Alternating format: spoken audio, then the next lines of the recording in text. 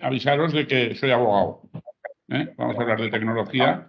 Lo digo porque si alguien quiere salir corriendo es el momento, pero yo soy abogado.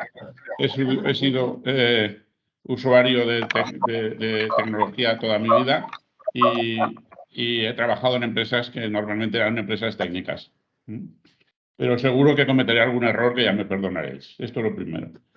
Lo segundo, esta conferencia la preparé y la dimos en Barcelona antes de la pandemia. En aquel momento los datos ya estaban obsoletos y ahora siguen obsoletos. Pero no los he puesto al día porque en cuanto pones al día las cosas de las que vamos a hablar, al día siguiente ya están obsoletas. Y lo que quiero es un poco de que captemos la filosofía de lo que está pasando y de cómo jugar con ello, con los hechos que van a venir. Vamos a empezar analizando lo que quiere decir lo que es un movimiento disruptivo, qué implicaciones puede tener, si se puede analizar si tiene fases, qué implicaciones puede tener. Y después hay, por si tenemos tiempo hoy, y si no lo haremos otro día, estudios sobre eso que va a implicar en sectores como el transporte, la alimentación, la energía y otros. Que no sé si podremos hacer hoy, depende del tiempo que tengamos. Siguiendo ahora voy a tener que poner el compartir. Para hablar del futuro, lo primero que vamos a hacer es hablar del pasado. No sé si conocéis a Noah. Noah es un antropólogo muy famoso. Os recomiendo mucho, mucho el libro Sapiens. Y Noah hace un estudio de la evolución del mundo y empieza explicando que probablemente es hace 13.500 millones de años que hubo el Big Bang, segundo más o segundo menos. No se formó el planeta Tierra hasta 4.500 millones de años, la aparición de organismos no hasta 4.000 o 3.800, 6 millones de años la última abuela común entre chimpancé y humano, 200.000 años aparece el Homo sapiens. Bueno, total, ya veis que esto se acortan los tiempos, esto acelera. Si esto lo ponemos en un cuadrante logarítmico, en una escala logarítmica, da una recta, lo cual hace sospechar que debe haber como alguna explicación matemática. Y esto sería en una escala normal de tiempo. Claro, todo está pasando en los últimos momentos. La aceleración en los hechos humanos es importante. Ya la hemos vivido, digamos. Lo que pasa es que a otra escala de la que la vamos a vivir ahora. Hay que pensar que en la Edad Media la cantidad de información que recibía un ser humano, la cantidad de bits, era el equivalente a una vanguardia de ahora, un periódico de ahora. La vanguardia es el periódico de aquella, ¿sabéis? O sea, todo lo que podía haber en un país o en un mundo o en el periódico, que sea, es lo que el ser humano recibía a lo largo de toda su vida en cuanto a información. O a este ser humano de la Edad Media, si le dijeran que al cabo de 500 años esa cantidad de información los seres humanos la recibirían cada día, no se lo creería. Me parecería pues insano, ¿no? Que no. Y no es que cada vez haya más información, es que cada vez todo va más rápido y cada vez es más barato. Pensar que vosotros tenéis en las manos, en un smartphone, la misma capacidad de computación que tenía la NASA cuando llegó a la Luna. No hay más, esta es la capacidad. Tenía una computadora que no era más potente que la que tenéis vosotros en el teléfono. Y lo primero que aparece cuando dices, el primer sector que quiero explicaros que ha abierto los ojos acerca de la disrupción, acerca de los crecimientos exponenciales, ha sido la computación, la capacidad de cálculo. En los años 50, o 60, se dijo que el señor Moore definió una ley que decía que cada 18 meses aproximadamente se duplicaba el número de transistores. Claro, hasta ese momento el mundo vivía un mundo lineal. Es decir, si tú dabas 30 pasos y matabas un león, pues lo matabas y dabas 30 pasos hacia atrás y te lo comías. Pero es que ahora si das 30 pasos exponenciales y vuelves, has ido a la luna y has vuelto. Es decir, el crecimiento exponencial es algo que está en general fuera del pensamiento humano hasta ahora, pero ahora lo va a tener que tener en cuenta. Porque todas estas tecnologías y más están teniendo crecimientos exponenciales. Computación, biotecnología, nanotecnología, impresión 3D, comunicaciones, medicina genética, etc. Esta es la curva de crecimiento de un chip. Este es el primer chips que había, que eran aquellos que eran con cartón, y este es la última. Y esta es la capacidad de crecimiento de cálculo de cada uno de ellos. Un transistor en el año 71, el Intel 4004, valía $1. Y en el 2016 valía $0,000024. En un circuito había 2.300 y ahora hay 14.400 millones. 14.400 millones, si lo multiplicáis por esto, da 3.500 euros, o dólares, ya os lo digo. Pero fijaros que desde el 71 al 2016 todo es 80.000 veces más rápido y 4,2 millones de veces más barato. Ya estamos empezando a hablar a escalas que el ser humano hasta ahora no estaba acostumbrado a vivir. Y lo hemos vivido con toda naturalidad. Es más barato, punto, pues me lo compro, no me lo compro, etc. Estas son las fotos de dos transistores en el año 58. Este es el Intel que vale $1 y este es el que vale 0,00000024. 4,2 millones de veces cheaper. 48 millones de dólares. Esta foto es muy curiosa. Para que veáis lo que es la evolución. Entonces, la vemos papa cuando nombran papa a, me parece que el anterior, a Benedicto. Hacen papa toda la noche, bueno, esta es la foto cuando hacen papa a la actual. ¿Qué os parece la diferencia? No, os parece que hay una pequeña diferencia, porque fijaros, aquí también hay un tío que tiene un teléfono aquí, pero este teléfono está llamando por teléfono, supongo. Sin embargo, aquí no llama nadie por teléfono. Aquí todo el mundo tiene un teléfono y está haciendo fotos. Y se le han pasado 8 años. Hay un punto que es famoso en la ciencia que le llaman el singularity, que es cuando una computadora de $1.000 llegue a alcanzar la capacidad de cálculo de un ser humano.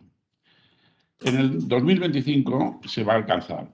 Yo creo que está, bueno, alcanzada y están calladitos. Pero en el 2025 estará en el mercado. Pero esto no para, los crecimientos exponenciales siguen. Y en el 2050, con un coste de $1.000, tendremos la capacidad de cálculo de toda la humanidad junta. A partir de ahora me podéis tirar tomates porque lo que voy a decir os lo vais a creer o no creer. Simplemente os digo una cosa, es como la ley de la gravedad, te lo puedes creer o no creer, pero existe. Este señor, que se llama Ross Kurzweil, es el primer director técnico que hubo en Google. Es MIT y es fundador de la Singularity University, que está en San Francisco, que solo hace degrees que tengan crecimientos exponenciales. Los socios de esta universidad son Google y la NASA. Y este señor, en los años 90, hizo una serie de predicciones sobre lo que iba a pasar. Y dijo que en los próximos 100 años equivaldría a 20.000 años de crecimiento lineal. Él había inventado el algoritmo de Google. El algoritmo de Google consiste en que te redirige, Google te dirige a la página que más gente ha ido, no la que sea mejor, ni bueno, a no ser que pagues, entonces te recoloca.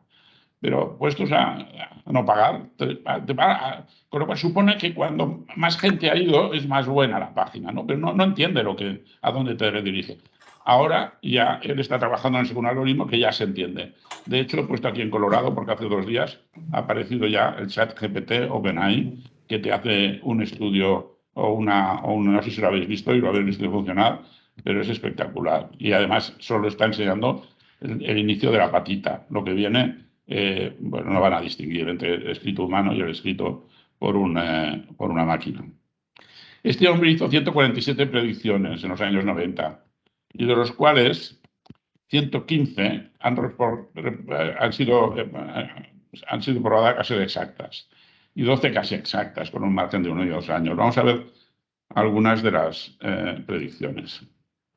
Él dice que en los años 2010 decía que al final de esta década existirán lentes que enviarán imágenes directas a la retina. y 10 terabytes de poder computacional. Esto ya existen los 10 terabytes. Costarán unos $1000. Por $600 tienes un terabyte de 8 en este momento en el mercado. Y lo de las imágenes en la retina, pues me supongo que es verdad, pues no me extrañaría.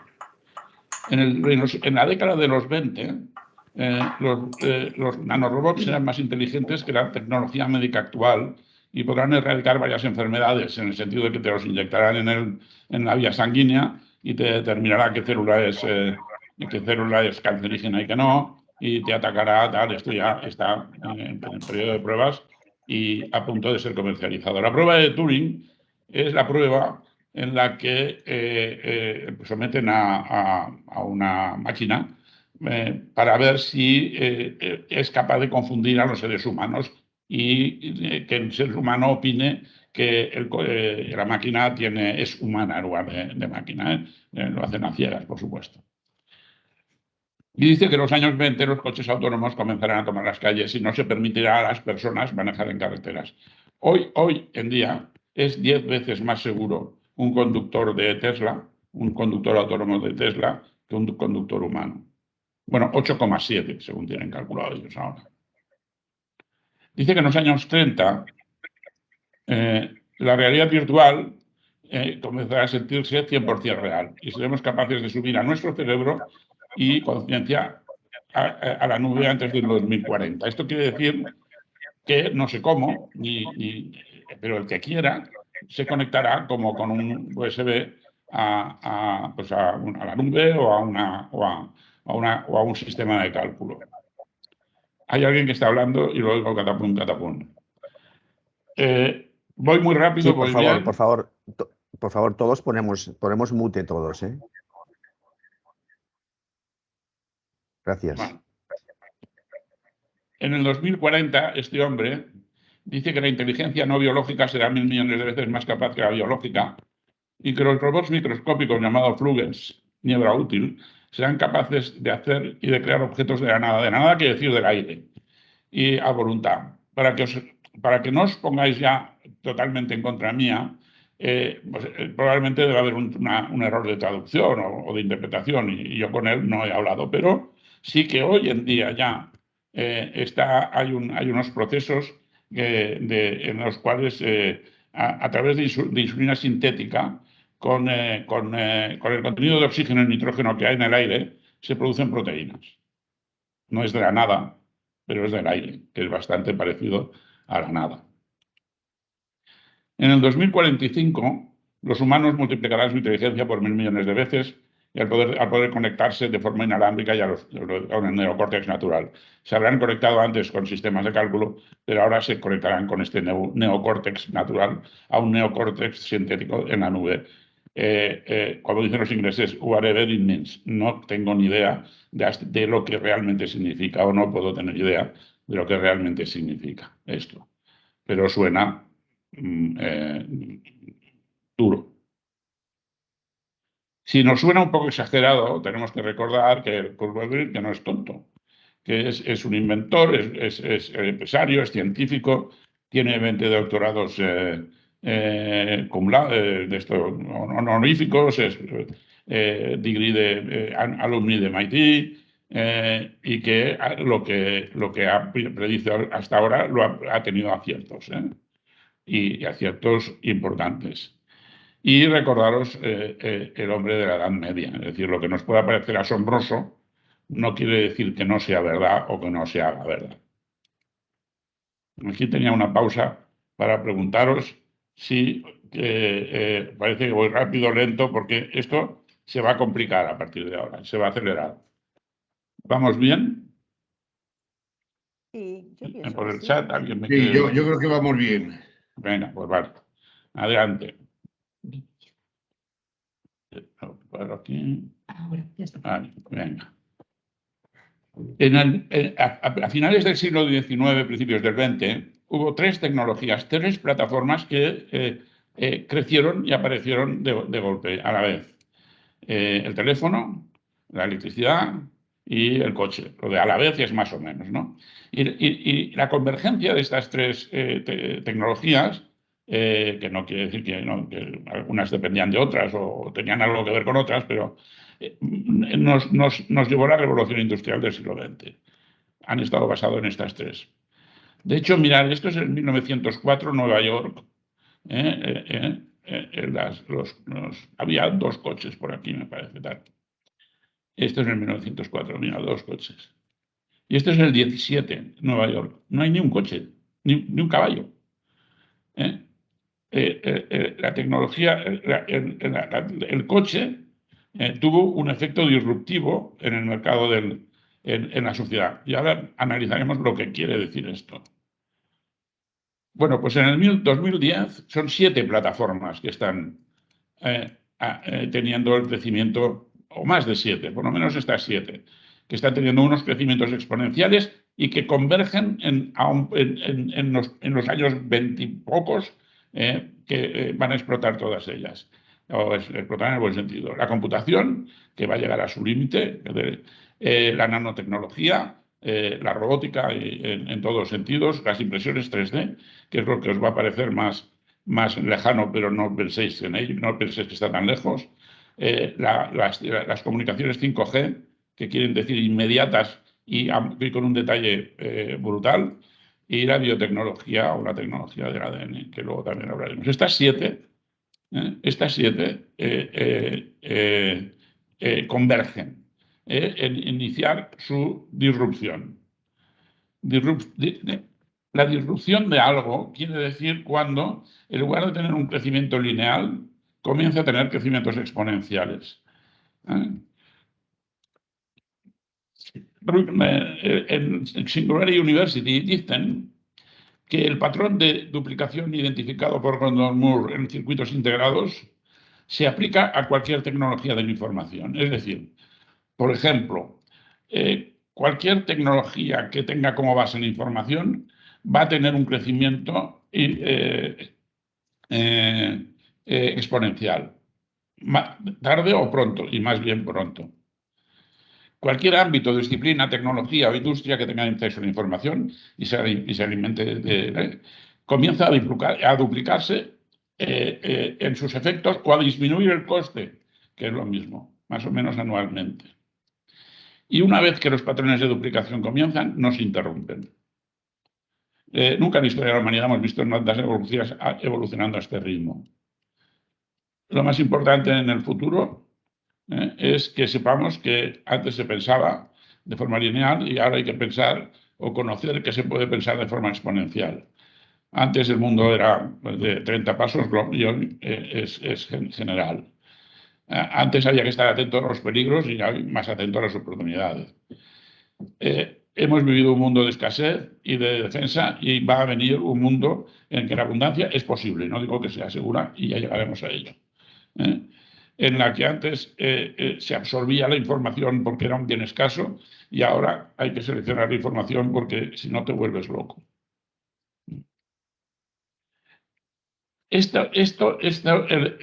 Un efecto disruptivo en algo, al contrario que en otras muchas cosas, los que están involucrados en él no se dan cuenta muchas veces. Son gente de fuera que se da cuenta. McKinsey recomienda en los años 90 a AT&T que no entre en el negocio de los móviles. McKinsey, porque dice que en el año 2000 sería un mercado de solo 1 millón de teléfonos móviles. Y había 100 millones de teléfonos. Se equivocó de 100 a 1. McKinsey, la consultora más importante del mundo.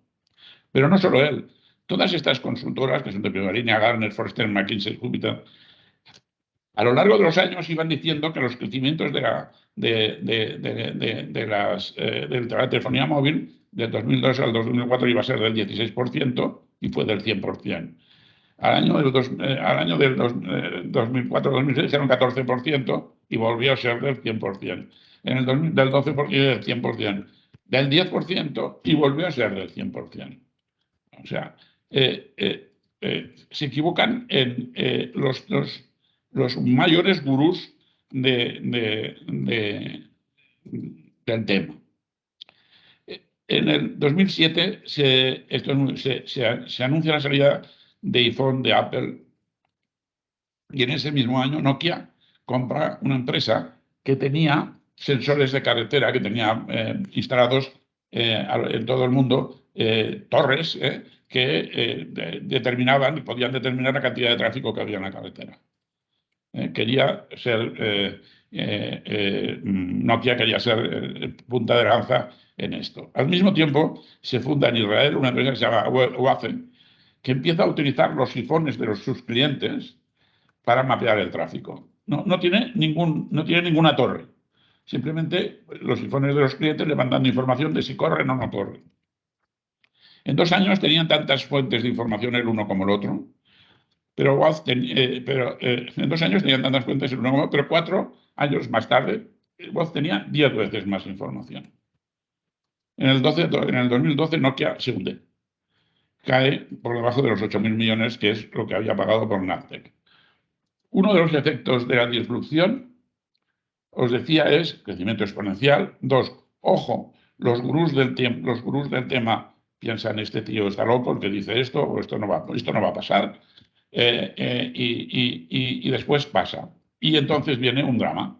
La gente cae, se hunde. Se ha caído Nokia, se ha caído Motorola, y sin embargo están haciendo teléfonos Apple y Google, que en su vida habían hecho un teléfono. Genoma humano. En el 1990, con objeto de secuenciar el genoma humano, se hace un consorcio internacional. Durante 15 años, y con unos presupuestos de unos 6.000 millones de dólares, se determina que a cabo de los 15 años lo lograrán. En el 1997 se había solo secuenciado un 1%. Se necesitarían 700 años para secuenciarlo todo. Esto era un desastre. Sin embargo, Rad Kurzweil, el tío de antes, dijo, esto significa, este 1% significa que estamos a medio camino.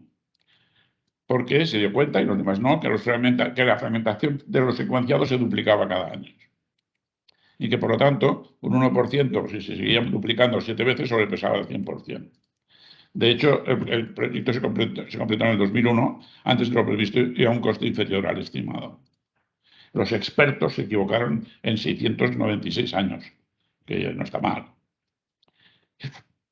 ¿Y qué ha pasado con el genoma humano? Pues que el primero, el del señor Miller, o como se llamara, costó 6.100 millones de dólares secuenciarlo. Y este coste ha ido bajando. Esto estábamos en el 2012. Hoy cuesta $1 secuenciar un genoma humano de coste variable. Y son minutos, no segundos. Esto es brutal. Esta curva en S, típica de los costes, o si es al revés, de la eficiencia o de la penetración en el mercado, en el sentido positivo, es típico de todos estos aspectos técnicos disruptivos. Y aquí tengo mal colocado, lo siento, lo voy a leer, las cosas que han bajado de precio y en qué cantidad. La impresión 3D pues, ha bajado 400 veces en 7 años. Los robots industriales de 500.000 a 22.000 en 23 veces en 5 años. Y todo esto es obsoleto. Pues fíjate, del 2013 ahora ni te cuento con la disrupción que hay. Los drones, pues también, ya sabéis, hay drones que ahora valen nada, $50. No es el mismo que el primero, probablemente es mejor, pero te quiero decir que los hay más grandes y más caros, pero pues, tienes un dron por $100, ¿no?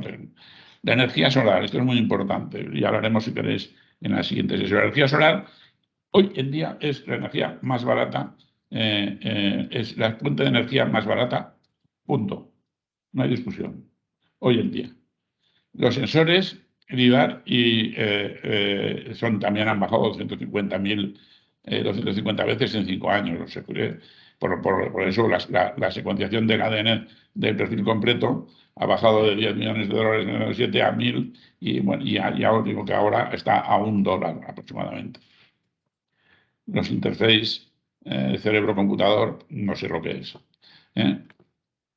Y la medicina de escáner también ha bajado 20 veces en un año entero. Repasemos. Los expertos de muchos campos van a producir una proyección lineal en tiempos de cambio exponencial. La transición explosiva de analógico a digital está ocurriendo ahora, en numerosas tecnologías aceleradores y aceleradoras. El coste de estas tecnologías es cada vez más barato. Un entorno que tiene acceso a la información proporciona oportunidades disruptivas. Por ejemplo, Uber, conocéis todos que es el tema de los coches de alquiler, pero ha funcionado en el momento en que ha utilizado un algoritmo de selección del conductor más idóneo para una ruta determinada y se ha comido al taxi. Y Uber no tiene ningún coche, ¿eh? Todo esto es sin ningún coche propio. Incluso las industrias tradicionales, que no piensan que pueda ser, van a verse afectadas por la disrupción en un sentido o en otro, sobre todo porque ahí viene en un futuro, si Dios quiere, una disrupción del coste de energía, lo cual nos va a llevar a todos a otro mundo realmente. La disrupción no significa un cambio uno por uno, esto es muy importante, sino un cambio de reglas de juego. Es decir, cuando se cambia del caballo al coche, se pensaban que la gente decía, bueno, pues vale, pues venga, de acuerdo, iremos en coche, que será un caballo, uno por uno, y más rápido, es un caballo más rápido. No, no, no, no. Cuando usted cambia del caballo al coche, cambia la forma de entender las ciudades, cambia la forma de dónde puede usted vivir, cambia todo. La manera en que el coste o la manera en que se transportan los bienes. Cambia todo, cambia las reglas del juego. Bueno, todos estos procesos tecnológicos, si los analizas, estos dos señores, Clotter y Diamantis, dicen que tienen unas reglas comunes. Yo esto no lo he visto en todos los mercados, pero es bueno que lo oigamos porque al menos es una aproximación de lo que puede pasar. Y en muchos pasa, con lo cual en otros pasará. Dice que hay 6 Ds en una cadena de reacción del progreso tecnológico. Que la antigua curva de maduración de mercados y sectores, ¿os acordáis de las curvas de maduración de mercados, el inicio, el mercado maduro, etcétera, ¿no? Tienen muy parecido a lo que viene. Dice que hay una primera fase de digitalización, una de decepción, una de disrupción, una de desmaterialización. A partir de ahora, esto ya es nuevo, esto no ha existido hasta ahora.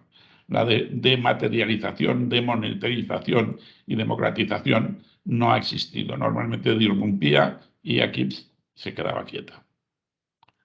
¿Qué quiere decir todo esto? No, esto está en castellano. Digitalización. Cualquier cosa que llegue a ser digitalizada, convertida en ceros y unos, entra en un desarrollo exponencial, como vemos en la computación. Los productos recién digitalizados se desarrollan a un paso exponencial en lugar de uno lineal, engañando a los observadores al principio, antes de disrumpir compañías e industrias completas. Antes de que te des cuenta, algo que alguna vez fue costoso y físico se convierte en una app que cuesta $1. Los periódicos y los CDs son ejemplos recientes. ¿Qué pasa después?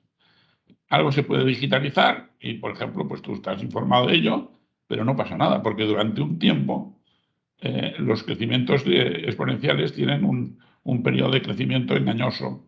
Lo único que hay que ver es que dentro de esos 0,1%, al cabo de un año es un 0,2% y al cabo de otro es un 0,4%. Eso quiere decir que tiende a tener un crecimiento exponencial. Mucho ojo con ese mercado. Disrumpe. Llega un momento en que el nuevo mercado es aceptado y visto por la sociedad y tiene un crecimiento brutal. Esto ocurre en general, y hay unos consultores americanos de la empresa Rethink que están especializados en ello, cuando cuando tecnológicamente está resuelto y el producto, el servicio, y cuando la curva de costes ha llegado a un nivel determinado. Porque el efecto disruptivo, cuando la tecnología avanza de manera exponencial, los costes bajan también de manera exponencial. Y se llega a pues, que el nuevo aparato o la nueva forma o el nuevo servicio es más barato que el antiguo, y te transforma en sector entero. Una vez puedes enviar música a tu teléfono porque comprar un CD, en general, exacto. Y en general, la disrupción no la verán los propios, no la ve no la dio un Deutsche Grammophon. O no. A ver, los únicos que ahora parece que la cosa se pone un poco, la están viendo son los coches, que empiezan a ver que en el automóvil está yendo una revolución, está habiendo una revolución que en los próximos años la vamos a vivir. Y los coches todos se han apuntado. Ya veremos, ya hablaremos de esto si llegamos tiempo para llegar al sector del transporte. Pero en general los de fuera al principio no la ven, dicen que están locos, ¿no? ¿Qué dice ahora este? Cuando esto llega a disrumpir, el dinero empieza a salir cada vez más de la ecuación. La tecnología se vuelve cada vez más barata, hasta el punto que sea gratis o casi gratis o se replica, porque el costo de software la copia es virtualmente gratuita. Ahora puedes bajarte a tu teléfono una cantidad de apps que son gratuitas, con terabytes de información y multitud de servicios de cortos muy cercanos a cero. Fijaros esto. Vosotros tenéis en el bolsillo un teléfono móvil que tiene, no esto, que esto lo tenía hace ya años, más cosas, pero bueno, esto es lo que se preparó en el año, no sé, 12 o 13. Todos estos programas, cuando salieron, tenían todo este valor, es decir, y ahora te lo dan gratis con el teléfono. El GPS, la grabación, el reloj digital, la cámara Pixel, todo esto valía 1 millón de euros, de dólares. O sea, a ti con el teléfono, fíjate si el dinero ha salido de la ecuación, que te regalan 1 millón de dólares con tu teléfono. Igual que hay una salida de lo económico, sí, para los empresarios hay que tener cuidado de que si inviertes en algo no tenga tanto éxito que al final lo regalen.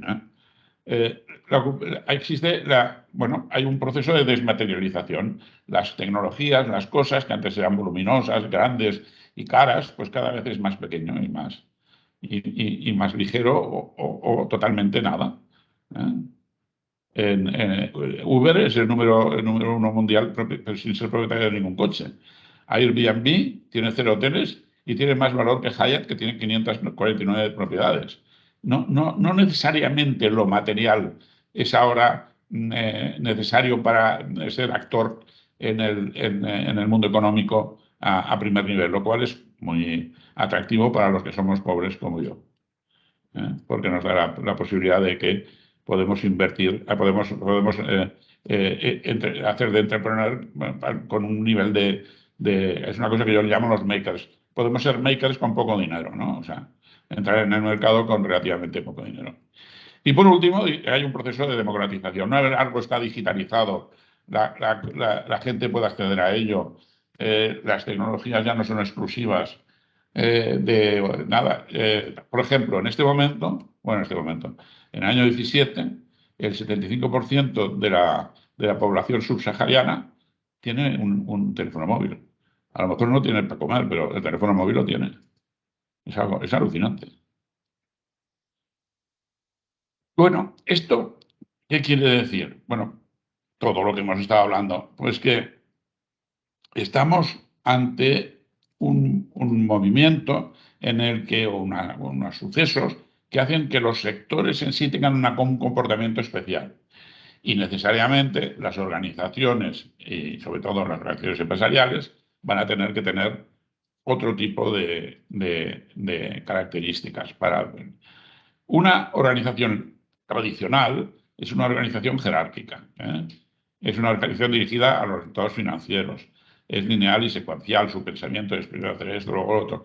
Va a ser muy, muy partidaria si no va en principio desde dentro. De lo que hacemos nosotros sabemos más que nadie y lo hacemos mejor. Su planificación estratégica es ampliamente una extrapolación de pasado, pero es muy querida, es muy deseada, da mucha tranquilidad tener un plan estratégico bueno y hecho por gente buena, ¿no? Es intolerante al riesgo, en absoluto, ¿no? Aquí estamos haciendo patatas fritas y las hacemos mejor que nadie y no nos vamos a liar a hacer donuts. Generalmente es inflexible en sus procesos, tiene un gran número de empleados, controla sus propios activos y es fuerte inversión en el estatus. Pues, ¿qué pasa con una lineal? Dice, en conclusión, está diseñada para resistir cambios en el exterior. ¿Qué pasa con una organización exponencial cuando todo corre, que te mueres, que el mes que viene tenemos que vender 16 veces más que este mes? Pues es que no hay, la organización es poco jerárquica y horizontal, es que no. Está dirigida al mercado, o sea, a ver, tú cuídate de este grupo y hay que seguirlo. Tenemos que vender 16 veces más. Sí, pues es poco, pues 23 veces más. No, si dices esto en otro tipo de sectores, la planificación estratégica no tiene sentido. Es muchísimo más importante el feedback, es decir, sentarte con la gente cada semana, bueno, dónde estamos, de dónde venimos, qué es lo que hemos de hacer. Tal. En general, no puede contratar sus propios activos, tiene que subcontratarlo todo. Hubo un caso, yo no me acuerdo de las fechas, pero me parece que era Apple cuando sacó el segundo teléfono móvil, que tenía unas previsiones de que, cuando sabes que hace unas fiestas y tal, que después de la fiesta pues tendría unos pedidos entre 200 y 300.000 ejemplares móviles. Y empezó a subcontratar y a tener gente preparada para tener proveedores bueno, vendió 3 millones y lo logró tal, porque no controlaba sus propios activos, pero sí pensaba de forma exponencial, sí pensaba que... y luego, todas todas las organizaciones, en general, si están basadas en información, Airbnb, Amazon, lo que he dicho antes de los coches, todos tienen algoritmos que gestionan la data. Es decir, que gestionan los datos que reciben. Perdón, no, sigo. Todo,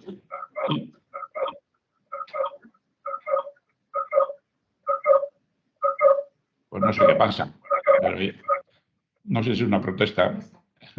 Si es una protesta formal o informal. O sea, que ya. Bueno, todas estas empresas en general, fijaros que tienen que tener, y sobre todo con estos crecimientos, unos algoritmos de automatización de gestión de los datos que tienen para estar cerca del mercado. ¿Vale? Hasta aquí acababa esta exposición. Me gustaría, aquí tenía una broma, que la voy a poner mientras busco, porque yo creo que vamos a abrir unos turnos de preguntas y como he ido muy rápido podemos mirar, si queréis, alguno de los sectores que más os interese, o todos. La broma era, pues esto que no sé si la conocéis, es una escena de el barbero el barbero es ella, la verbena de la paloma.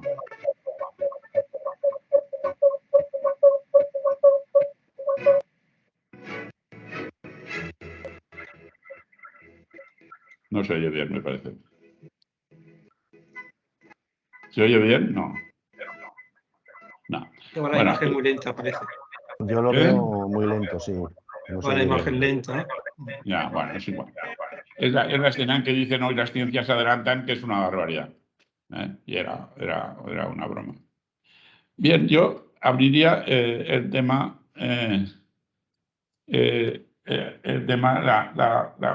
un turno de preguntas Vale, luego, Fernando, si queréis, tienes un senior que es Jorge Martínez, que ya ha levantado la mano. Vale, vale, pues Jorge, adelante. ¿Sí? ¿Tengo que hacer algo yo? No. No, él supongo que está escuchando y hará la pregunta. Jorge. Venga, Jorge. Fernando, antes que nada, felicitarte por la exposición. Gracias. Me ha parecido muy interesante. Algunas cosas ya las habíamos comentado en una que tuvimos presencial.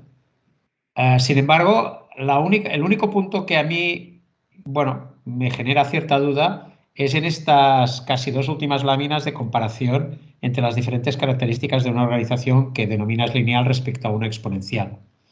Porque yo creo que la línea que has trazado entre unas y otras, en algunos puntos, es algo discutible. Por ejemplo, organizaciones que ya más lineales, que no sé si la denominación es correcta o no, pero bueno, está bien para entendernos, para diferenciar unas de otras.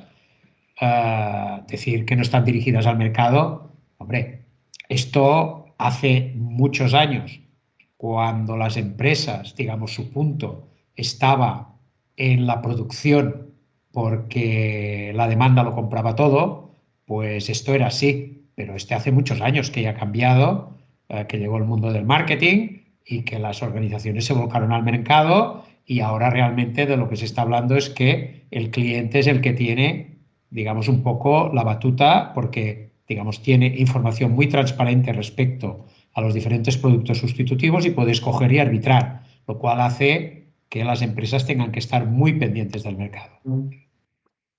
Esto por uno que recuerdo de los que tal. Había algún otro que también me crujía, pero es mi única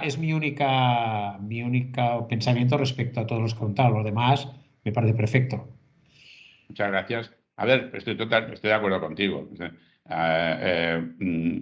Se tenía que estar centrado en el mercado antes y más ahora. Pero es que ahora mucho más. ¿Eh? Ya.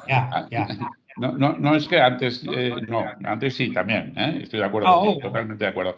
Y variaba mucho de la época en que el director de producción era el que mandaba, porque todo era muy todo era muy caro y la máquina que tenemos hace esto y esto es lo que hay que vender y apágate como sea.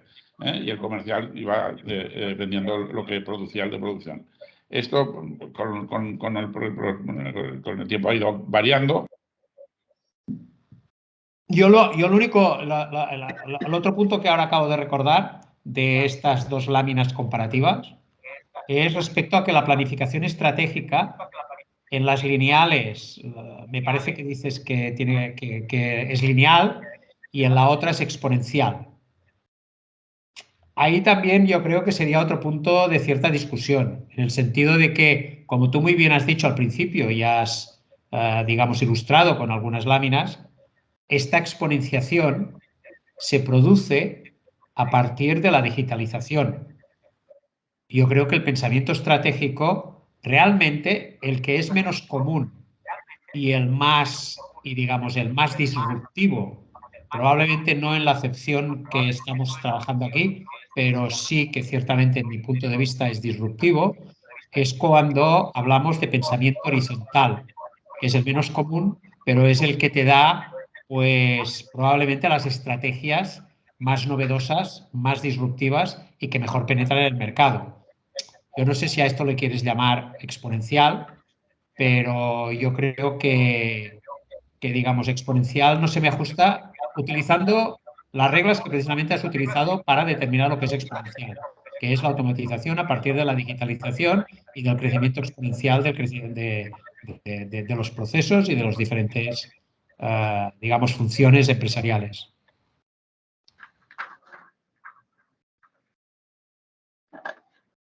Fernando, tienes el mute, Fernando, tienes el puesto el mute. No se te oye. Gracias, no sé qué haría sin ti. Justo. Perdonad, hay un señor que está hablando y que no tiene el mute y que estamos oyendo su conversación en off.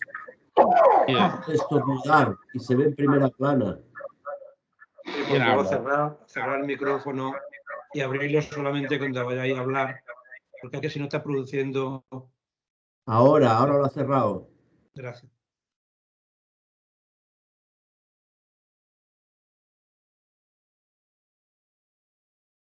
Fernando, tiene el micro cerrado, Fernando. Tiene el micro cerrado. Ahora. Ahora sí, ¿no? Sí, perfecto. Porque donde probablemente discutiremos más o podríamos tener un intercambio más separado es en el tema de la planificación estratégica. Porque es que yo no digo que no haya que tener, que quizás haya que tener, es que no te da tiempo. Es que tú piensas que esta gente vive un mundo en que cada semana que cada 3 meses se le duplica las ventas. ¿Qué coño de planificación estratégica van a tener? Si lo que todo es corre que te cojo.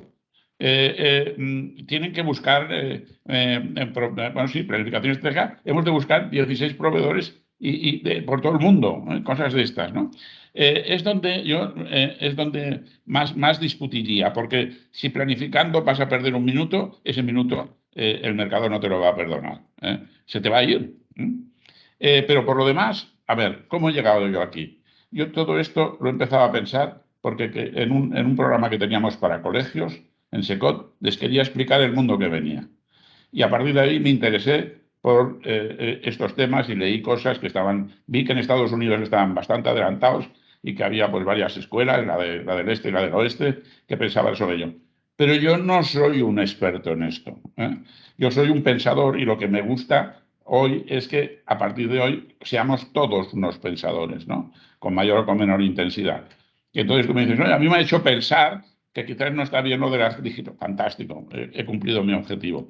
Porque yo no tengo la verdad de si hay que si hay que tener grados altos o bajos de planificación estratégica.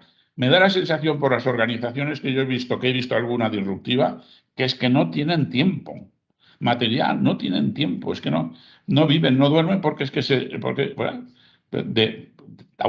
debe dar un gusto extraordinario, ¿no? Es que se les sacan de las manos, ¿eh? Lo que tengan, ¿no? Hay, no sé, ¿más preguntas? Sí, Fernando, tienes 2 personas más, Paulino y Pedro. Sí, Paulino. Dime. Alusión directa, Fernando, yo estoy viendo que antes has presentado muy pequeñito el ChatGPT. La aplicación está que tiene una... ¿Lo has hecho? Sí, bueno, llevo unos días jugando con ella y bueno, es bastante complejo la interfaz que tiene, pues está en modo beta, pero yo he hecho una pequeña incursión, aprendizaje y he hecho una pregunta muy sencilla. Oye, dame un resumen de la época musulmana en la península. Bien, pues en unos segundos me ha soltado una página con una estructura perfectamente construida, con una dicción perfecta. Y bueno, esto me llama mucho la atención porque no había ningún complejo ahí. Me ha hecho pensar que se va a comer una gran parte de Google, posiblemente cuando esté terminado y con una interfaz adecuado. Pero la pregunta a ti como pensador es la siguiente. ¿Qué va a ocurrir con la investigación futura de los jóvenes? ¿Qué va a ocurrir con los estudios? ¿Qué va a ocurrir con aquellos que tienen inquietudes? Puesto que herramientas como esta, que siendo una auténtica maravilla, va a provocar que no hay necesidad de estudiar e indagar qué ha pasado. Es decir, eso que crea cierto gusto en las personas, pero claro, esto va a romper todo esto. Entonces, la pregunta es esta. ¿Dónde va? Mira, yo discutí el otro día con una persona que más se discute en este mundo, que es con mi mujer, quiero decir, cada uno con la suya, ¿no? Sobre este tema. Hoy, el día de mañana, o sea, ahora, tener conocimientos importantes de informática será tan importante como era en la Edad Media saber leer o escribir.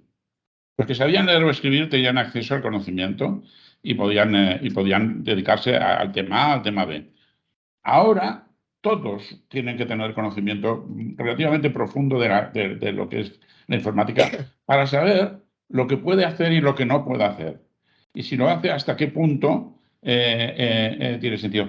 Hay un caso brutal que me lo contó un compañero nuestro, que me contó que en los años 80 había un coronel ruso que se llamaba Popov o algo así, o Pedrov, que estaba al mando de una base de defensa de misiles en Rusia y que estaba ahí al mando y de repente ¡sas!, vio que de Estados Unidos salía un misil. Coño, el protocolo era apretar el botón, contestar con otro misil y después llamar al Kremlin diciendo ya he mandado el misil de vuelta a sus órdenes. Y no hizo nada. Le digo que no hizo nada, me pareció. Y al cabo de otro minuto, ¡zas!, salió otro misil. Y otro. Y al cabo de hasta 5. Y no hizo nada. Porque dice que pensó, si Estados Unidos nos ataca, no nos va a atacar con un misil o dos, nos va a meter 500 misiles a la vez.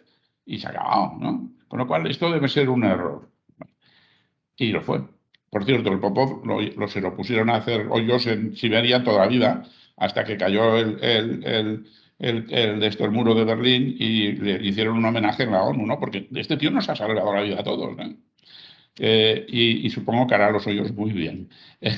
El médico tú vas a tener mañana en tu teléfono el mejor médico del mundo. Tendrá todos los síntomas de todos los enfermos de todos los hospitales del mundo. Y además tendrá, porque te mirará, un estudio de la retina de tu ojo, de la presión de la arterial, de todo. Bien, ¿se acabó la medicina? Ni en broma. Cada vez tendrá más importancia el médico que entienda, haga de interfase, que ahora de hecho es una de interface entre la medicina y la computación, porque a lo mejor te dirá, tiene usted el 97% de tener un ictus y un 3% de estar borracho. Y digo, ¿estás borracho? Déjate puñetas, tú lo verás, y un médico dirá, déjese leches, que no ve que le huele el aliento. Es decir, el tío que entienda los dos mundos, ese tiene. Lo que no se va a poder hacer es no tener ni idea de lo que una computadora es capaz de hacer. Hay que estar absolutamente informado. Sí, yo estoy de acuerdo en eso de que la digitalización, la informática y la revolución que estamos viviendo va a generar muchos puestos de trabajo adicionales distintos a los actuales, completamente nuevos. En este caso yo me circunscribo exclusivamente que el uso futuro teórico del ChatGPT-3 va a implicar que multitud de personas en formación no van a necesitar acceder para presentar un trabajo, analizar un documento, sino que lo va a tener hecho, lo va a entregar y punto. Esta es la pregunta concreta. ¿Creemos que se puede llegar a ese punto o no? Bueno, yo creo que ya hemos llegado. Aquí en Lo los hemos llegado en trabajos parte, pero que te monten una estructura documentada perfectamente hecha me ha parecido verdaderamente en un tiempo récord, además. ¿Os acordáis de había una página que ahora no me acuerdo cómo se llamaba, pero se llamaba El burro, no sé qué de un burro, o el rincón del vago. El rincón del vago, sí, sí, sí. Bueno, pues ahora lo han perfeccionado, pero ya el rincón del vago ya hizo mover cosas. No, y en educación superior, yo siempre que he tenido educación, cuando he llegado al nivel superior, y si me preguntaban o me examinaban de algo, a mí me dejaban coger todos los libros que quería. Era un problema de que usted, la información, ¿no? Ahora, dígame usted cómo se enfrenta ante este problema. Hace muchos años tuve relación con dos profesores del MIT. Yo era muy jovencito, pero como hablaba un poco de inglés, me metieron en un grupo, mira, habla con estos y tal. Bueno, yo no sabía qué preguntarles y me pareció muy educado preguntarles ¿cuál es la diferencia entre la universidad americana y la universidad europea? Y ellos me dijeron, no, está clarísimo. La universidad europea os da mucha información y vosotros al final de la carrera tenéis que hacer un proceso de síntesis y entender pues, de qué se trata lo que os han hablado. Cuando tenéis la información completa y tenéis muchísimo. Y nosotros en Estados Unidos es totalmente distinto. Nosotros en Estados Unidos creemos que la gente ha de enfocar los problemas dependiendo de su profesión. Es decir, si tú ves un accidente de coche, el ingeniero ha de pensar que ha fallado los semáforos, el coche, las ruedas, el asfalto. El abogado ha de pensar de quién es la responsabilidad, ha habido una infracción del código, tienen seguro, no tienen seguro, cuál es, y el médico, pues sí, qué les pasa a los que están dentro. Y cada uno ha de enfocar los problemas de una manera determinada. Nosotros, empresarios, enfocamos los problemas de una manera determinada. Nosotros en Barcelona vamos a tener unas sesiones que a mí me traspasó el IES en su día, de análisis de método del caso, que es cómo enfrentarse los problemas de una empresa, de un negocio.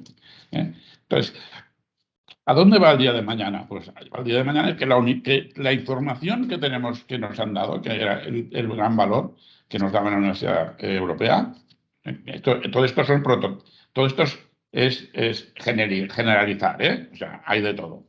Pues todo esto no tendrá el valor que tendría antes, porque es que ahora lo tendrás de un acceso inmediato. Sin embargo, el cómo enfocar los problemas depende de tu profesión. Eso sí que seguirá teniendo una enorme importancia. Y para saber enfrentar un problema, has de estar educado, has de estar informado y lo has de haber probado. Gracias, gracias, Paulino, perdonad el rollo. Había otro señor que quería preguntar. Sí, yo también me he apuntado, Yo también me he Perdón, apuntado. soy Pedro Marín de Zaragoza o de Aragón. En primer lugar, Fernando, gracias por tu exposición, ha sido bastante ilustrativa del recorrido del tiempo, ¿vale? Sobre todo, además, me ha congratulado que has utilizado a dos autores que a mí personalmente me fascinan, como es Harari y Kurzweil. Y tomo, bueno, por cierto, hago un paréntesis, tanto que estamos hablando de ChatGPT, sabéis que ya ha salido Detective GPT, es decir, ya hay una herramienta que detecta si el trabajo ha sido hecho por ChatGPT. Simplemente como paréntesis, nada más. Es decir, le estamos dando mucha bola, pero evidentemente en cuanto sale, digamos, algo, al día siguiente sale lo contrario. Pero bueno, esta no era mi intervención. Yo, dentro de ese pensamiento exponencial, que estoy totalmente de acuerdo, Fernando, y si me he apuntado digamos, a esta sesión ha sido fundamentalmente más que por un tema tecnológico, por un tema conceptual, ¿vale? Y dentro de ese tema conceptual, en mi opinión, mira, de pasada un poco has comentado que en el 2030 Kurzweil dice que vamos a estar unidos a la nube y no sabemos. Y decías, no, me ha parecido entender, y disculpa si soy impreciso, que no sabes cómo. No, yo no sé cómo.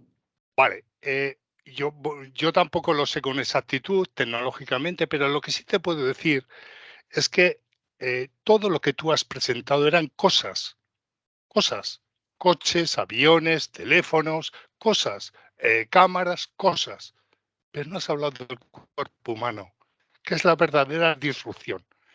El cuerpo humano, al margen de que si Bill Gates lo patentó o no, su composición es susceptible de enviar y recibir información, datos. Eso es la verdadera disrupción de la humanidad.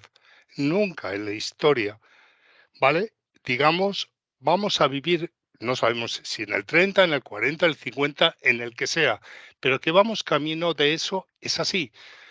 Por tanto, el concepto que nosotros ahora tenemos de la vida va a ser muy distinto en todos los sentidos. Y voy a poner un pequeño ejemplo muy tonto y muy sencillo. Todos tenemos en nuestra casa una parte de, digamos, del edificio dedicado a la cocina. La cocina va a desaparecer.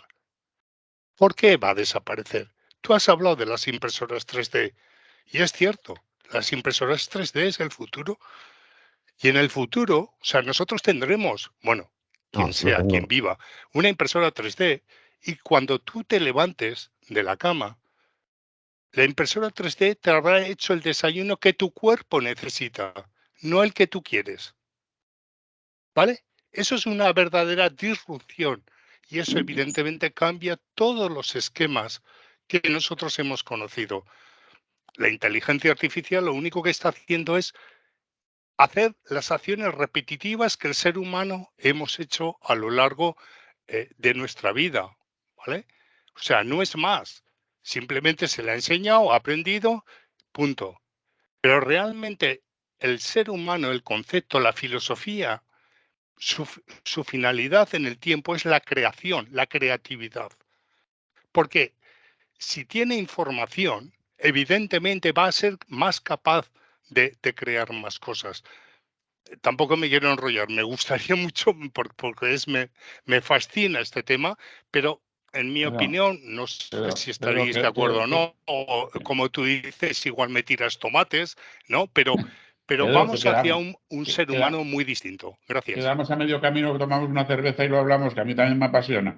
De manera que sí, que gracias por lo que dices, es verdad. No solo esto, es que como tú vas a dar mucha información y el otro la va a captar, te van a saber si mientes o no mientes, si estás de buen humor o no, si has engañado o has robado recientemente o no. Y el otro tendrá el problema contrario, como dices tú, inmediatamente, de pantalla de tus emociones y de tus... O sea, va a cambiar realmente las relaciones humanas, la manera de vivir, el dónde vivir, etcétera, va a cambiar todo. Vale. Jordi, que tenías... Sí, no, a ver, yo os diría que te queda más presentación, Fernando. Me queda para otro entero, me queda otro entero. A ver, antes que nada, No, digo el yo porque... día 20 de este mes veréis que también estáis invitados a otra presentación que también pone Fernando Casanova. No soy yo, es mi hijo. Mi hijo está trabajando en una empresa en Inglaterra de inteligencia artificial que se llama UiPath y es un unicornio. Y como su madre y yo no tenemos manera de entender de qué narices hace hemos decidido darle esta oportunidad de que os lo explique a vosotros, a ver si nos entendemos nosotros, si entendemos de qué coño vive, porque vive muy bien. Le pagan y le pagan muy bien. Pero no soy yo, ni os va a pegar el mismo rollo, ni os puedo adelantar de qué va a hablar, porque no tengo ni idea. Él es el director para Europa Sur, para Europa, vaya, de esta empresa, se llama WIPAZ, que es una empresa americana, y que tiene el 60% de la robótica del back office, de todo lo que es oficinas. Vale, Él Fernando, es... Fernando, ¿quieres seguir o dejamos el debate abierto? Era porque queda No, media hora. yo dejaría el debate abierto un Vale. cuarto de hora y lo dejamos para otro día, que seguiremos hablando, porque hay si queréis, si os apuntáis, tenemos para analizar lo que es la disrupción en el sector eléctrico, en el transporte, en la energía, en la comida, que va a cambiar, y en la medicina, si logro que algún amigo médico me oriente. Bueno, Fernando, a mí sí que me gustaría opinar. Perdona, Sí, justo. sí. Yo recogiendo el ofrecimiento de Fernando, yo sí te sugerí que programe otra sesión, Sí, porque no nos queda con ganas, con ganas Lo de tenemos escucharte más previsto, tiempo. Diego, hacer una entrega 2. Teníamos previsto hacer una entrega 2 dentro de unos días para tampoco cansarlo. Venga, vale. Creo que Jordi Solet había pedido la palabra. Sí, a mí me gustaría también he levantado la mano, también me gustaría comentar el tema de Paulino. A mí me parece que Paulino tenía una gran preocupación. Yo estoy de acuerdo con lo que ha dicho Pedro, creo que es muy superior lo que viene que realmente este tema. Creo que el tema de chat es un tema importante del OpenAI. Pero yo creo que saldrán otras y al final se empatarán esto. Y pongo un ejemplo que me he acordado de cuando era muy jovencito, mucho, cuando salieron las primeras calculadoras. ¿Os acordáis de las calculadoras? Porque no teníamos calculadoras. Yo iba al colegio y no había calculadoras, ¿vale? Y cuando salieron las primeras calculadoras, todo el mundo decía que es que dejaríamos de saber restar, multiplicar y que este tema, bueno, que esto acabaría. Pues salieron las calculadoras, todo el mundo tiene una calculadora y realmente conceptualmente seguimos teniendo esta idea. Posiblemente hayamos perdido una agilidad, pero no por eso la gente que es más joven no tiene ni idea y no sabe hacer las cosas. Yo creo que al final en el OpenAI pasará lo mismo, saldrá un montón, le preguntarás un montón de cosas, te dará y será el punto de partida de todo el mundo, ¿no? Por tanto, el punto de partida era que realmente pues las casas antes se hacían de una forma, ahora se hacen mucho más industriales y realmente esto no quiere decir que realmente vayamos hacia atrás o que, este tema nada. Pues saldrán otras parecidas al chat y estaremos igual. Será otro punto de partida hacia arriba, ¿vale? Jordi, tienes el mute, Vale, perfecto. No, primero, muchas gracias, Fernando, por la presentación y que nos has trasladado una información, bueno, que a mí me ha gustado mucho, ¿no? Pero también veo que habrá un cambio, y quería saber un poco tu opinión, habrá un cambio también en la gente que trabaje en estas empresas tan disruptivas, ¿no? Porque la presión que tienen ahora, pues trabajando en una empresa lineal de unos crecimientos X, pues es una, y la presión que tendrán la gente trabajando en una empresa lineal de X al cubo o X al no sé cuántos, pues es muy distinta, ¿no? Y si estamos hablando, por el otro lado, de la conciliación familiar y todo esto, pues no sé hasta qué punto esto se puede equilibrar, ¿no? Bueno, por mí no. Pero ahora se ve también en el documental que ha salido ahora de Tesla, de cómo trataba Elon Musk toda la gente, ¿no? Y no sé si este será un futuro que nos espera o, bueno, esperemos que no. No, esperemos que no. Realmente tendrán una presión distinta y es posible que pasen, que todos hemos estado estresados en nuestra vida profesional, yo creo, todos nosotros, ¿no? Y que ellos también pasen su grado de estrés, ¿no? A mí con respecto a lo que puede pasar en el futuro, a mí me llena de optimismo una cosa que quizás porque quiero, no soy optimista porque quiero. Cuando yo empecé a trabajar en el año 76, se pusieron de moda los ejecutivos cowboys. El ejecutivo agresivo que primero disparaba y luego preguntaba. Y si te daba un codazo en el ojo, pues mira, todo eso ya te lo había dado. Y aquí la competencia hace que las organizaciones funcionen mejor. Hubo una profesora en Harvard que escribió un libro que se llamaba Cuando los elefantes también bailan. Y esta vino a decir una cosa que un profesor mío me había enseñado en el IES, que es que este tipo de ejecutivo es nocivo. Y además es destructor de la organización. Y las organizaciones, cuanto más tipo de ejecutivo con garra y competitivo y egoísta tienen, son más volátiles y peores. Y en este momento esta teoría es la que está, parece, aceptada en las grandes escuelas de negocio. Ojo, hay 3 tipos de motivaciones. Bueno, esto es una teoría que ya os diré, que si queréis otro día hablamos de esto, ahora no es el caso. Eso me llena de optimismo, es decir, parece que la gente se da cuenta de que vosotros sabéis que el 70 y tantos % de la gente que cambia de trabajo en Barcelona trabaja porque no aguanta a su jefe. Solo un 20 y tantos % se cambia por ganar dinero, por ganar más dinero. O sea, el tener un ambiente correcto, un equipo motivado en el sentido de que todos están cómodos y que todos se sienten, cada vez es más importante desde el punto de vista egoísta, desde el punto de vista de la productividad del equipo en sí mismo. Con lo cual, esto de alguna manera me parece que el que se haya dado cuenta, me produce optimismo. Un crecimiento exponencial con un cabrito al frente, y perdone que le quite años, es insoportable. Y por lo tanto, esa organización durará 2 minutos, porque la gente se irá. Y más ahora que tiene opciones, la gente habla idiomas y se va a vivir donde sea o a hacer lo que sea. ¿Alguien quiere oírme más? Gracias. Sí, Enrique. Enrique. Enrique ha levantado la mano. Sí, ¿me oís? ¿Me oís? Que acabo de activar el Sí, micro. sí, sí. Ahora sí. Bueno, buenas tardes. Y una cosa que quería tocar una variable que yo creo que estaba subyacente en todo lo que planteas, ¿no? Pero que no hemos tocado de manera expresa para ver un poco cuál es vuestra opinión, ¿vale? Que es la famosa gestión del cambio, ¿vale? O la capacidad, digamos, de absorber, ¿no?, el cambio desde el punto de vista social, ¿vale? Porque claro, es verdad todo lo que te apuntas, Fernando, ¿no? Digamos, los ritmos exponenciales, cómo van, ¿no?, todo lo que se nos puede venir encima desde un punto de vista tecnológico y demás, pero al otro lado está la gente, o estamos la gente, ¿no? Y pongo un ejemplo, digamos, para ver lo que quiero decir. Yo he trabajado muchos años, bueno, sobre todo los últimos años, he trabajado en tecnología de la información, lo que estamos tratando, ¿vale? En el sector salud, ¿vale? ¿En dónde? Sector salud. ¿Me oís? Sector salud.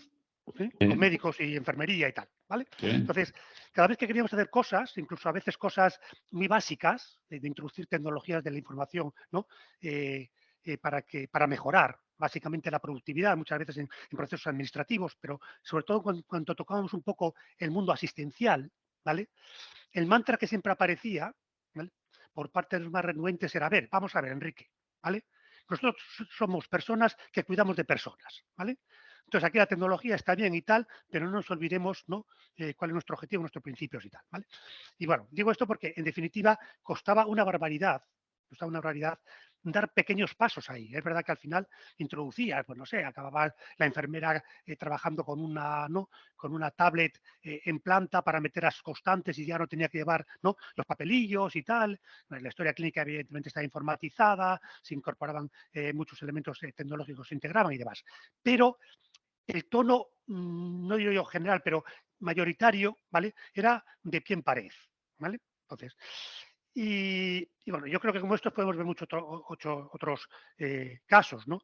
Pues pasa con los señores de cierta edad con la banca, etcétera, ¿no? O sea, lo que quiero decir es que, vale, hay una dinámica donde además parece que todos vamos a vivir muchos más, la población va a envejecer, etcétera, y el enganche de tecnología, ¿vale?, con las personas a veces chirría, ¿no? A veces chirría, ¿no?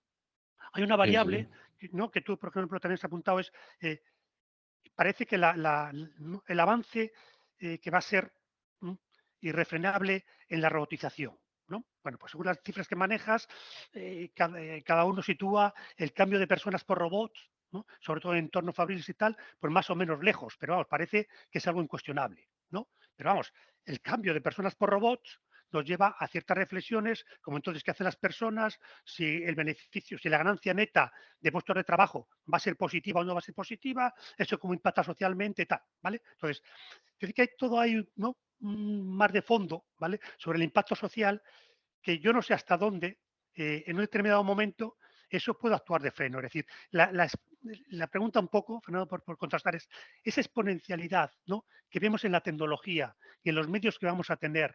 ¿Tú crees que la sociedad va a ser capaz de absorberla de la misma manera? ¿O eso va a ser un freno, ¿no? Porque igual al final nadie quiere un coche, ¿no?, sin conductor. ¿Por qué nadie? No, yo lo quiero sin conductor, ojalá. Bueno, yo por ejemplo Encantado. igual no. Además, Vale, porque, claro, prefiero que mi vida esté en mis manos, que me fío más, que no del programador, que no sé cuándo hizo las pruebas del sistema, si un lunes por la mañana, ¿no?, en estado de embriaguez, ¿no? Pues, ya, Enrique, ¿cuántos aviones has cogido en tu vida? ¿Cuántos muchos. aviones? ¿Y por qué la gente lleva miedo? ¿Sabes? Bueno, pero el avión aterriza solo, ¿eh? Está claro, está claro. Y a ver, habrá cosas que la gente se opondrá clarísimamente, que chocarán. La mayoría de las cosas la gente la aceptará y ni se enterará. Porque es que yo ni me enteré de cuando tuve el primer teléfono así. Lo tuve y veía que la gente jugaba y yo también, y qué bien, y boom, y fue natural, y boom, y todo el mundo lo tenía. La fuerza de la disrupción tecnológica es muy grande.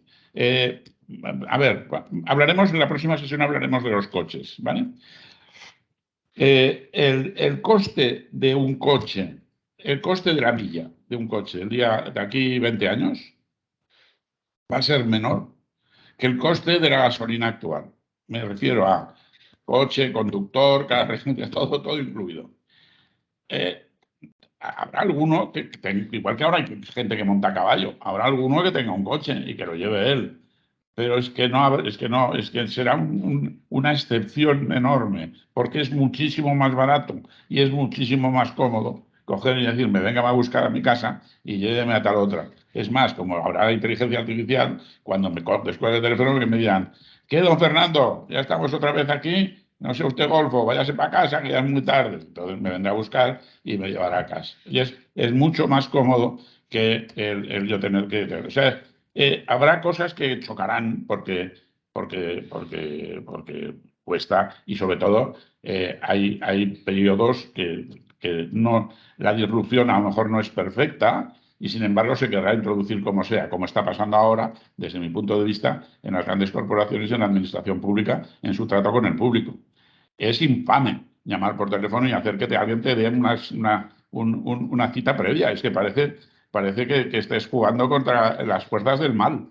Es que te van mandando a un sitio. Entonces, que esta tecnología no ha llegado todavía y se ha intentado implantar antes de tiempo. ¿Vale? Pero bueno, habrá de todo. Pero, a ver, como la gravedad, ¿eh? No sabemos lo que es, pero cae. Y esto va a caer. Yo digo que a veces me plantea dudas de si van a ir acompasadas realmente las posibilidades con la capacidad, incluso con las ganas de la gente de absorberlas, ¿sabes? Yo siempre pongo un ejemplo, bueno, yo trabajé muchos años de consultor en tecnología y demás, y siempre recuerdo un proyecto que hice que se llamaba, lo hicimos para unas entidades financieras, que se llamaba la Oficina del Año 2000, entendido por año 2000 futurista, o sea, fíjate de cuándo estamos hablando, ¿no? Entonces, la Oficina del Año 2000, vista por, no sé si sería cuando aquello en 92 o en 93, ¿vale? No estaba muy lejos de la oficina que conocemos ahora en banca, ¿vale? Ahora con otras tecnologías más avanzadas, pero en definitiva el concepto era el mismo, desaparecía la gente, ¿vale? La atención ya no era presencial, la gente que estaba en la oficina básicamente eran comerciales, ¿vale? Ya cuando aquello desaparecían las mamparas y te atendían en una mesa de tú a tú, ¿vale? Pero tus transacciones, ¿vale?, las hacías básicamente con máquinas de la época, que luego pegó un subidón en cuanto apareció la web, ¿no? Bueno, ha tardado mucho más en llegar, que lo que se preveía en aquel momento, y ahora mismo tenemos, por decir de una manera sencilla, a un montón de gente rebotada, ¿vale? Porque la oficina que le plantea a las entidades financieras no le gusta, ¿vale? No le gusta. ¿no? Y una de las cosas que hago casi, ¿no? En plan afición, es que a veces voy y ayudo a gente mayor a operar en los cajeros, aquí en mi casa, porque no son capaces, ¿sabes? No, Entonces, no. hay que decir que ahí a veces se puede producir, ¿no? Cierta brecha, ¿no? Lo de la brecha digital famosa, se puede decir cierta brecha que cada vez puede ser mayor, porque como las tecnologías van mucho más aceleradas, la capacidad de absorción, no sé yo si va a ir exactamente igual, ¿no? Entonces, vamos, yo creo que puede producirse, qué riesgo que se produzca un proceso de descremado, ¿vale? Donde haya cosas que entren, ¿vale? Pero que haya otras cuantas que, siendo aún posibles desde el punto de vista tecnológico, no acaben de asentarse. Esto yo qué, ¿no? Sí. Habrá de todo, Enrique. Y lo que me dices de los cajeros, para mí es un ejemplo clarísimo de que tenían que haber esperado un tiempo a que la tecnología, la que ahora está apareciendo en la GPC, pero sirviera para atender al público, que las máquinas que atendieran al público las atendieran de verdad y los entendieran. No, marque usted 5 si quiere tal, pero si estás en medio no sabes si marcar el 4,5 o el 5,25. O sea, yo no creo que esté bueno. Oye, yo no quiero pegar más rollo porque me parece que os vais a cansar de mí. Hay otra mano levantada. Adelante, Luciano y Manel. Yo simplemente, Fernando, agradecerte aquí la exposición que has hecho y, bueno, si me permites una reflexión, ¿no? Es la siguiente. En el Sapiens, el libro que has señalado de Hariri, plantea que el cerebro humano no ha crecido sustancialmente desde, digamos, de cuando aparece el Homo sapiens, ¿no? Es decir, entonces resulta que todas las conexiones neuronales que tenemos, pues de alguna manera se han mantenido a lo largo del tiempo. Las hemos utilizado para diferentes funciones. Vamos, entiendo que esa es la hipótesis un poco que baraja Hariri a través de toda la exposición que hace histórica. Bueno, por nombrar a Hariri como podría nombrar a otro, ¿no? Pero por seguir un poco la argumentación tuya. Y yo creo que hay lo que de alguna manera se infiere es que hay una serie de certezas que damos, o sea, cuestiones que damos por certeras o certezas en las que nos basamos para construir nuestra propia existencia. Es decir, hay certezas que de alguna manera el hombre primitivo tenía que dar por hecho, y es que si se mudaba donde iban los animales, detrás de los animales, como dice por otra parte en algún capítulo Hariri, pues bueno, tenía la seguridad aproximadamente de que iba a tener comida, ¿no? Con lo cual podía subsistir.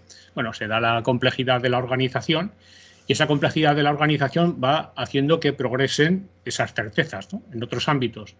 Yo creo que en este momento, o sea, es decir, yo he estado, por ejemplo, en los años 80, cuando pasamos de la perforada, bueno, a los 70, al final de los 70, de las fichas perforadas a los ordenadores con sistemas operativos, ya, bueno, yo he manejado sobre todo el MS2, algunos de vosotros igual también, bueno, pues dabas por hechas otras certezas, ¿no? Yo creo que hay, de alguna manera, vamos, sí que sería interesante establecer qué certezas tenemos ahora y cómo se establecen esas certezas, ¿no? Porque de alguna manera, en la medida que damos por hecho que nos sirven, o sea, un proveedor, yo qué sé, de plátanos de Colombia, o sea, aunque los tengamos en Canarias, los comemos y no le damos más importancia y creemos en su trazabilidad, etcétera, etcétera. Tenemos más información, pero yo creo que donde crecemos como seres humanos es en las certezas. Entonces, auxiliados de robots o auxiliados de personas, vamos creciendo. Y sobre todo ya hay una cuestión que la tecnología, creo que un hito importante es la revolución industrial. En la revolución industrial aparecen teorías, como es el Fordismo, o sea, bueno, aparece el Fordismo, etcétera, y aparecen, digamos, detractores de esa tecnología, bueno, organizados a nivel digamos, de organizaciones contrarias contra la tecnología, ¿no? Bueno, pues hay movimientos siempre a favor y en contra, y es un acto de libertad admitir la tecnología. Tengamos en cuenta que no solamente en los mayores se establece un proceso de rechazo. Es decir, hoy tenemos que tener en cuenta que, por ejemplo, hoy menos que antes, pero aproximadamente un 17% de nuestra población juvenil, nuestra población, digamos, que está en la ESO, va al fracaso escolar. O sea, es decir, ojo, y está teniendo una contradicción, manteniendo una contradicción en el sentido de que puede manejar tecnología, pero esa tecnología no le sirve para lo que la sociedad le ha puesto fundamentalmente, que es el aprendizaje. Entonces, claro, yo creo que hay una cuestión entre, y esto yo creo es la gran pregunta para mí, ¿no? Es que, claro, tú puedes hacer un cambio de modelo en una organización, pero un cambio de modelo requiere personas y medios, o sea, requiere medios, básicamente. Entonces, por ejemplo, yo plantearía una pregunta así un poco para discutir, si hoy, por ejemplo, la banca ha establecido un modelo de negocio en el cual el cliente prime sobre todo lo demás, por ejemplo, el beneficio. Es decir, si se ha primado un modelo de alguna manera de rentabilizar la red de oficinas y, por lo tanto, establecer un modelo más, de alguna manera, automatizado, o es un modelo más de atención al cliente en todas sus facetas, a todos los clientes me refiero. Claro, hay decisiones que se están tomando, igual que tomó la compañía de las Indias Orientales en la época del incremento de Holanda, por ejemplo, como colonia de alguna manera colonizadora, bueno, porque era una compañía la que establecía dentro de su monopolio el sistema de vida incluso más allá de los mares. O sea, porque Luciano, disculpa, deberíamos tener en cuenta el tiempo que aún queda todavía otro compañero. Yo os rogaría que fueseis un poco breves también, por favor. Pues se ha acabado. Gracias. Gracias, Luciano. Lo discutiremos en la próxima reunión un poco más, ¿eh? Que había alguien más y que ya lo dejamos aquí. Que alguien más que quería hablar. Sí, ahí Manel Puig está Manel, también con la mano levantada.